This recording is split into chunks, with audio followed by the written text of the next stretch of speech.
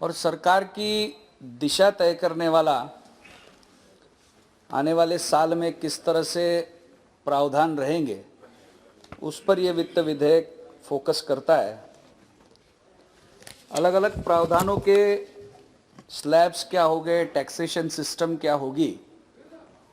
और देश में रुपया किस तरह से आएगा और रुपया किस तरह से जाएगा, उस पर यह बात करने वाला विधेयक है।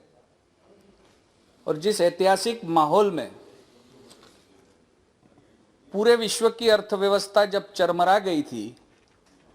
ऐसे माहौल में ये वित्त विधेयक वित्त मंत्री जी ने यहाँ पे जब सदन के सामने रखा है, तो मैं मानता हूं कि दुनिया भर की जो मजबूत अर्थव्यवस्था है, उन्होंने जिस तरह से कोरोना संकट में सामना किया, प्रधानमंत्री जी के नेतृत्व में भारत देश ने सभी में सबसे अच्छे तरीके से इस कोरोना संकट का सामना किया। ऐसे में आया हुआ यह वित्त विधेयक है, क्योंकि कोरोना पेंडेमिक के पहले विश्व में हमारी क्या स्थिति थी, हम क्या निर्माण करते थे। मैं अमर सिंह जी का भाषण सुन रहा था, वो 60 साल की उपलब्धियां गिनवा रहे थे अपने भाषण में। वो अपनी बात रखते रखते अपने 60 साल का इतिहास बता रहे थे कि हेल्थ व्यवस्था में हम कहां खड़े हैं, हेल्थ व्यवस्था में हमारी क्या हालत है। आज सवेरे बिट्टू जी एक बात कह गए कि शहीद भगत सिंह जी के बारे में उन्होंने जो कहा, हम भी उसका समर्थन करते हैं। और मुझे पता है कि आपका भरोसा हमारे प्रधानमंत्री जी के ऊपर इसलिए है कि नेताजी सुभाष चंद्र बोस हो या सरदार पटेल हो, सभी को सम्मान देने का काम सम्माननीय प्रधानमंत्री नरेंद्र मोदी जी ने किया है। और इसलिए जब अमर सिंह जी 60 साल की गाथा गा रहे थे कि हेल्थ व्यवस्था के अंदर भारत देश इतना पिछड़ा हुआ है, अस्पताल बंद हो गए, अस्पताल बंद करके लोग चले गए, बात सही है उनकी, क्योंकि राज्य में हेल्थ व्यवस्था संभालना राज्य का काम है और पंजाब में ऐसा हुआ, ये उन्होंने खुद ही यहाँ पे कबूल किया है। बात जिस तरह से मैं रख रहा हूं कि हेल्थ व्यवस्था के अंदर हो, बाकी सारी बातें हो, 60 साल में जो गाथाएं आपने गाई अपने विकास की, उसके सामने 6 साल के मोदी जी के विकास के कारण क्या निर्माण हुआ व्यवस्था में, तो 1 साल के अंदर। और मैं अपेक्षा कर रहा था कि अपने अपने राज्य की जब बात यहाँ पे वक्ता कहते हैं, अपने अपने पार्टी की, भले आपके राज्य में सरकार हो, लेकिन मोदी जी के माध्यम से केंद्र सरकार ने जो पीपीई किट से लगाकर, वेंटिलेटर से लगाकर आपको जो सहायता मुहैया कराई, उसके बारे में कम से कम धन्यवाद तो आप बोल सकते थे। यह भी नहीं कहा आपने। बात जब अपने राज्य की करते, अपने अधिकार की करते, तो पीएम केयर माध्यम से जो वेंटिलेटर आपको दिए गए, कम से कम उसका धन्यवाद तो आप बोल सकते थे अपने वक्ता जब अपनी बात को रखते। और यहां पे उन्होंने एक बहुत अच्छी बात कही कि 2 क्वार्टर के अंदर जब नेगेटिव ग्रोथ था तो ऑटोमेटिकली इकोनॉमी बाउंस बैक करेगी, ऐसा उन्होंने कहा। उनका वित्त विभाग में अभ्यास मुझसे अच्छा होगा,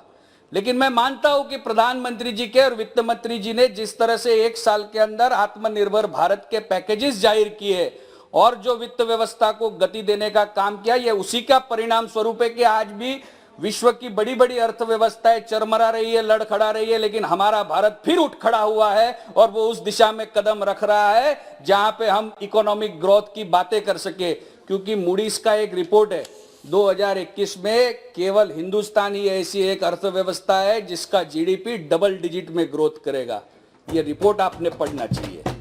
और ये रिपोर्ट में ऐसा भी लिखा है कि कोरोना पेंडेमिक में सेकेंड स्पाइक के अंदर भी सबसे अच्छे तरीके से अगर किस देश ने इसका सामना किया है तो प्रधानमंत्री जी के नेतृत्व में हिंदुस्तान ने इसका सामना किया है। और इसके साथ साथ ये भी बात कही गई है हमारे टीकाकरण के बारे में कि वैक्सीनेशन पूरे विश्व में जब वैक्सीन मैत्री की बात चलती है तो भारत इसमें अग्रसर है। भारत अपनी बात को रखने में इसलिए कामयाब हुआ है कि देश, विश्व में कई ऐसे देश है जिनको वैक्सीन की आवश्यकता होते हुए न केवल भारत ने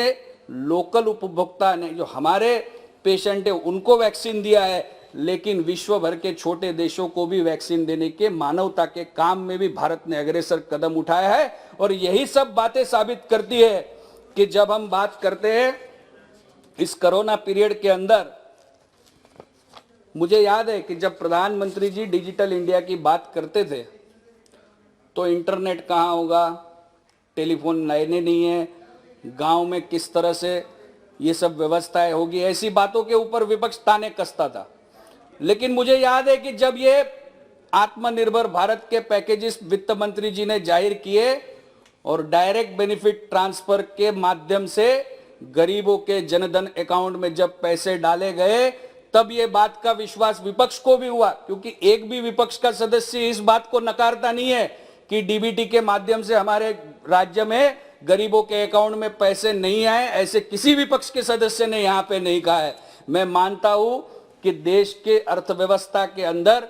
डीबीटी के माध्यम से पैसे पहुंचाने का काम इस कोरोना पीरियड में जिस तरह से हुआ है, अंतर्राष्ट्रीय कक्षा में कभी अभ्यास होगा इस कोरोना पैंडेमिक का सामना भारत ने किस तरह से किया, तो भारत की प्रशंसा इस बात के लिए की जाएगी कि कम से कम डीबीटी के माध्यम से गरीबों के चूल्हा जलाने का काम किया। क्योंकि आपके लिए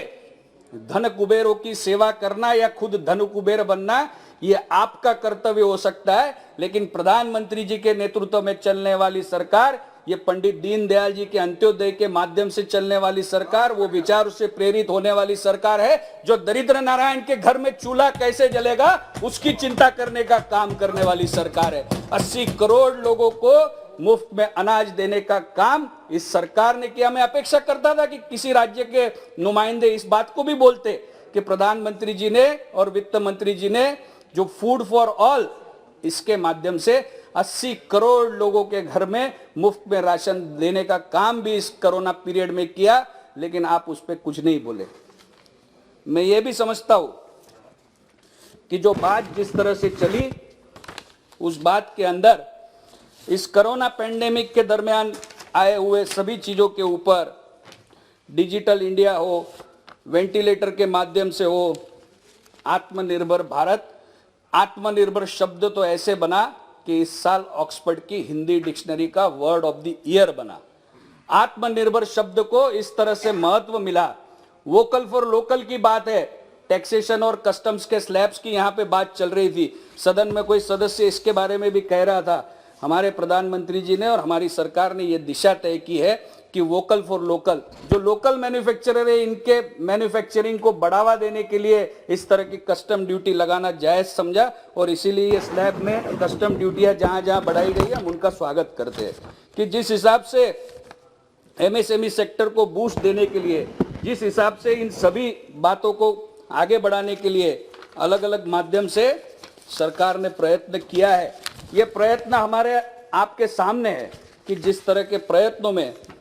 भारत की सरकार और हमारे वित्त मंत्री यशस्वी हुए, कि जिस हिसाब से इस कोरोना पैंडेमिक के बाद वित्त विधेयक को लाया गया, इस वित्त विधेयक में बहुत सारी बातें अच्छी है। आप देखेंगे कि इनकम टैक्स के अंदर जिस तरह के टैक्स प्रावधान है, इसके बदलाव भी आपको दिखे होंगे। सरकार समर्पित है, करदाताओं का सम्मान करना जानती है, और इसीलिए कम्युनिकेशन के जमाने में अब एसएमएस के माध्यम से हो या इंटरनेट के माध्यम से हो, अच्छे तरीके से करदाताओं का सम्मान और उनको करदाताओं को अपने रिटर्न फाइल करने में सहूलियत देने का काम भी इस सरकार ने किया है। मैं सरकार का अभिनंदन करता हूं और पूरे भारत वर्ग के टैक्स पेयर के वती से प्रधानमंत्री जी का शुक्रिया करता हूं कि जिस तरह से रिफंड इस कोरोना पैंडेमिक में भी जितने फास्ट और अच्छे तरीके से रिफंड दिए गए, उन रिफंडों की भी आप जानकारी ले ले तो इनकम टैक्स विभाग ने जैसे रिफंड लोगों को दिए हैं, ये पैंडेमिक में अपेक्षित नहीं था, फिर भी सरकार ने उस तरह का काम किया है। अब कुछ वित्त विधेयक में कुछ सारी चर्चाएं, कुछ चार्टर्ड अकाउंटेंट एसोसिएशन हो या रेगुलर जिनकी प्रैक्टिस है, उनके द्वारा जो जो बातें कही गई है, मैं उनको वित्त मंत्री जी के ध्यान में लाना चाहूंगा कि इस तरह से रिफंड तो काफी हमने दिए हुए, लेकिन इंटीग्रेटेड बैंक अकाउंट के रिफंड्स के बारे में भी वित्त मंत्री जी आपको थोड़ा ध्यान देना होगा कि अलग अलग बैंकों में अकाउंट होना और एक बैंक में अकाउंट होना, ये थोड़ा सा कंफ्यूजन वाला मामला रिफंड्स में है, तो आप जरा उस पर भी गौर कीजिएगा। क्योंकि बहुत सारी बैंकें अब मर्ज हुई है, तो अलग अलग अकाउंट में असेसमेंट ईयर में किसी एक बैंक का दूसरे बैंक के साथ मर्ज होने के कारण थोड़े रिफंड्स के इश्यू आ रहे हैं, तो आप अपने अधिकारियों को उस हिसाब की सूचना करेंगे जिनके कारण ये रिफंड अच्छे तरीके से हम पहुंचा पाए। टैक्स ऑडिट की टर्नओवर लिमिट है 2 करोड़ से 10 करोड़ तक की बढ़ाई गई सेक्शन 44 AD के अंतर्गत। टैक्स अभी भी इसमें प्रिजम्पटिव टैक्स जो है वो 2 करोड़ तक रहता है। तो छोटे जो बिजनेसमैन है इनको मदद करने के लिए या तो टर्नओवर लिमिट को 10 करोड़ तक बढ़ाया जाए, जिसके कारण उनको राहत मिल सकती है। हमने टीडीएस तो इंट्रोड्यूस किया, लेकिन उसके साथ साथ 194Q में टीसीएस का भी प्रावधान किया। इसमें थोड़ा कंफ्यूजन है, मेरे पूर्व वक्ताओं ने भी इसके बारे में बताया, तो आप इस पे थोड़ी क्लैरिटी कर दें कि जो टैक्स कलेक्टेड एट सोर्स है टीसीएस और टीडीएस, ये डबल तो नहीं लगेगा, ऐसी उद्योगों को आशंका है, तो इसके बारे में भी आप थोड़ा प्रावधान करें। 2 मिनट। एलएलपी और पार्टनरशिप फर्म में रिड्यूस रेट ऑफ टैक्स, बहुत सारे छोटे बिजनेसमैन प्राइवेट लिमिटेड कंपनी जो नहीं बना सकते उनको 15% और एलएलपी को 34% टैक्स लगता है। तो छोटे जो बिजनेसमैन है इनकी मदद करने के लिए इसका गैप रिड्यूस करने का थोड़ा गौर करें इस पे। रिफंड और रेक्टिफिकेशन डिमांड ये जिस तरह से बढ़ी है, दूसरा जो फेसलेस असेसमेंट है इसके ऑर्डर तो फास्ट आ जाते हैं, जिसके कारण विवाद से विश्वास तक के स्कीम के अंदर फॉर्म 4 और 5 को नीचे जल्द से जल्द अधिकारी इश्यू करे, उसका भी आप प्रावधान करें। 206 एबी में हायर रेट ऑफ टीडीएस है, जो डिडक्ट होने के बाद आपने रिटर्न नहीं फाइल किया, इसमें थोड़ी प्रैक्टिकल डिफिकल्टी है कि उसको रिकॉर्ड ज़्यादा रखना पड़ता है। इसमें सहूलियत करने के लिए आप कुछ प्रावधान करें।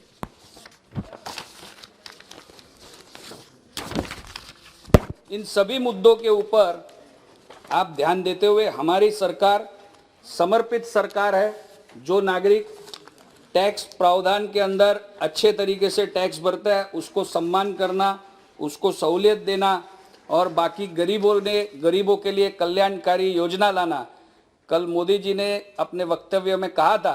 कि हमारी सरकार ये स्कीम्स की सरकार है और विपक्ष की सरकार है ये स्कैम्स की सरकार है। हम पूरा 1 रुपया खर्चा करते हैं, वो 1 रुपया गरीबों के अकाउंट में डाल के भेजते हैं, जबकि विपक्ष के जमाने में स्वयं उनके प्रधानमंत्री कहते थे कि 1 रुपये का प्रावधान करते और 15 पैसे मिलते हैं। तो हम भारतवासी आभारी हमारे प्रधानमंत्री जी का और वित्त मंत्री जी का कि आपने इस पेंडेमिक के समय में पूरे देश को संभाला, न केवल संभाला लेकिन डबल डिजिट ग्रोथ के तरफ आप पूरे देश को ले जा रहे हैं। बहुत बहुत धन्यवाद। मैं अपनी बात को समाप्त करता हूं।